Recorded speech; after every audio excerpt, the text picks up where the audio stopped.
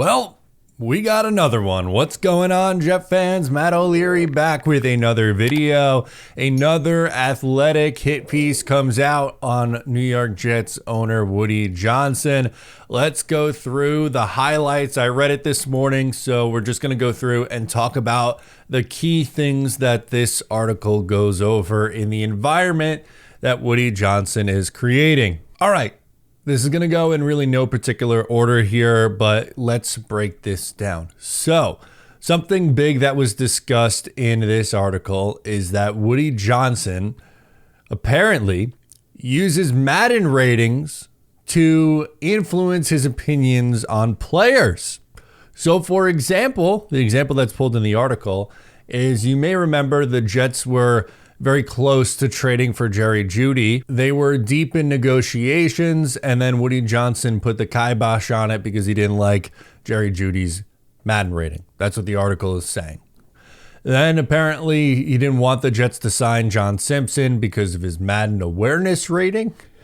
That is just so uber specific.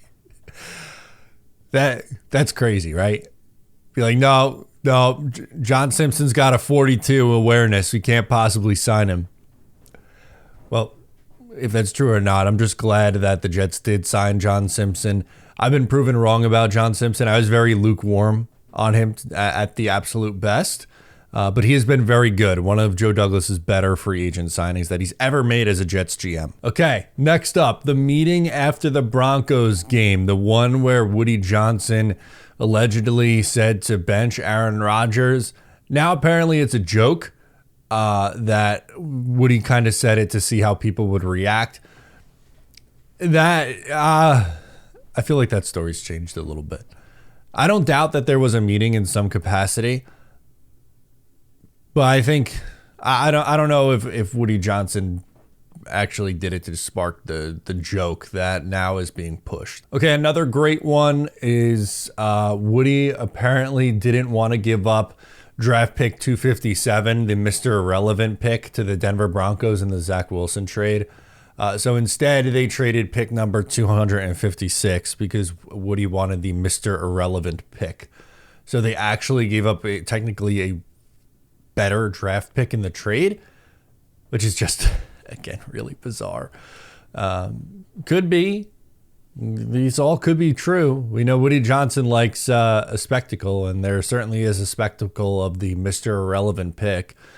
Maybe trying to find his own Brock Purdy. Something else that was mentioned is that apparently Brick and Jack Johnson read Jets XFactor and show Woody Johnson. Jets XFactor being called out is just incredible. It really is. I think Nania, Sabo, and Blewett, and all those guys, they have a really deep team now. It's been awesome to see how they've grown over the years. I'll say it like this, if the Jets were actually following what Jets XFactor was saying that they should do, or some of their opinions on players, I don't think they'd be in the midst of a 14-year playoff drought. But hilarious that in an athletic hit piece article that hundreds and thousands of people are going to read, Jets XFactor being the one that's called out on it is like, that's incredible. Can you imagine? Like, yeah, local podcaster, video host has major influence on the Jets' decisions. Just a wild ride. Just what an absolutely wild ride. Guys, I wanted to talk to you about Cornbread, one of my newest sponsors on the channel. Cornbread offers the first USDA organic CBD gummies in the US. Their CBD gummies are the highest quality, full spectrum gummies on the market. Right here, I have the berry flavor. I'm still taking them. I absolutely adore the berry CBD gummies, and I've noticed that it's improved my sleep, and I've had better recovery since I've started taking them. Cornbread CBD gummies are non-psychoactive, making them safe and effective for daily use. Cornbread also offers free shipping and backs all their products with the 30-day Better Life guarantee. Take Cornbread's 2-minute quiz to get custom recommendations tailored to your needs, whether for aches, pains, sleep support, or stress relief. If you're looking for a healthier way to enjoy a carefree moment, you have to give Cornbread Hemp a try. They've created the first ever USDA organic THC gummy that's 100% legal. As a special offer, you get 30% off your first order. Just visit cornbreadhemp.com/O'Leary and use promo code O'Leary at checkout. Oh, speaking of Brick and Jack Johnson having an influence on football decisions, apparently Joe Douglas was quoted as saying, "I report to a teenager this past summer." I shouldn't laugh. I that's not funny. It's so absurd that it's funny. What's being alleged in the article is just absolutely incredible stuff. Apparently, and this is something that I pointed out, by the way. So the Johnson family being in the locker room. There was a video that was going around a couple weeks ago. It was taken down. The tweet was deleted. It was Woody Johnson walking into the Jets locker room and calling Brick Johnson in to follow him. And in the article, it talks about like them bringing guests into the locker room and stuff like that, and it just being uncomfortable for the coaches and the players. But apparently the Johnson family like almost shit talks players in there in the locker room. Like they say things that are like you almost can't believe that they're being said. For instance, after the Seattle game in 2022, Mike White came in the locker room and like threw his helmet, and Woody Johnson said like he fucking sucked and that's why he deserved to throw the helmet or something along those lines. And he would later then apologize for what he said because players heard him say that Mike White fucking sucks. And an owner, whether a player is good or not, right? Like it's very different. Something like what I do or what other Jets YouTubers do, where we are providing commentary on our favorite team, which is, again, just kind of sharing opinions, giving our own personal analysis. It's not appropriate for an owner to do that and to make those opinions be publicly aware, like in the locker room. Like that's just not it. Like don't do that. I get it. He's probably frustrated because that it was pretty much what eliminated them a couple of years ago, but that's just a really inappropriate response, and one of many, unfortunately, that were highlighted in this article. There was another example, too, after the Texans game.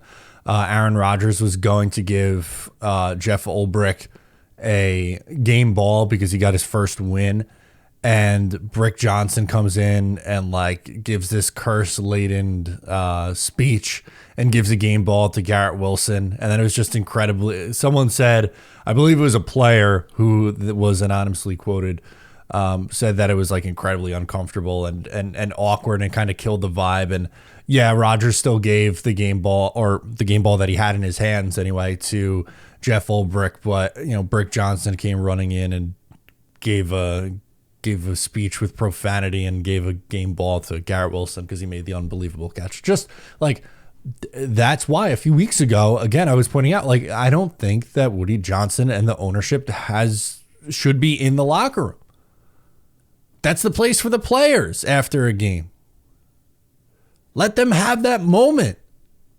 But he's got to insert himself. That's my critique with Woody Johnson, and it's always been. He has to find a way to make it about him, and he has to insert himself, and he cares too much about what people are saying about his team and the media and the press and what's being said. What can we do to get in the headlines? And, oh, let me be down there, so I'm going to be the one who gives the game balls, and I'm going to, give this speech in the locker room, or I'm going to tell the quarterback that he fucking sucks. It's stupid.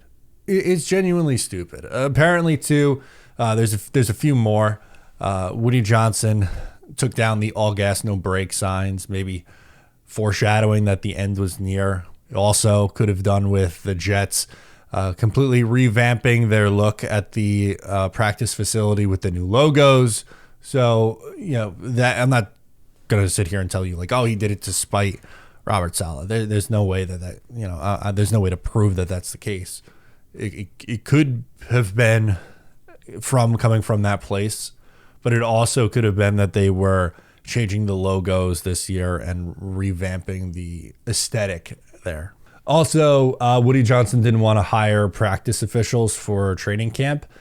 And that's something that most teams do. And that's on the heels of the Jets being a heavily penalized team in 2023. And then when you know, in 2024, the Jets are one of the most penalized team in the NFL. There you go. So those to me were some of the big highlights. There was more in the article. If you have an Athletic subscription, I highly recommend reading it. But get at me in the comments. Let me know your thoughts down below. I'm Matt O'Leary, and I'll catch you next time.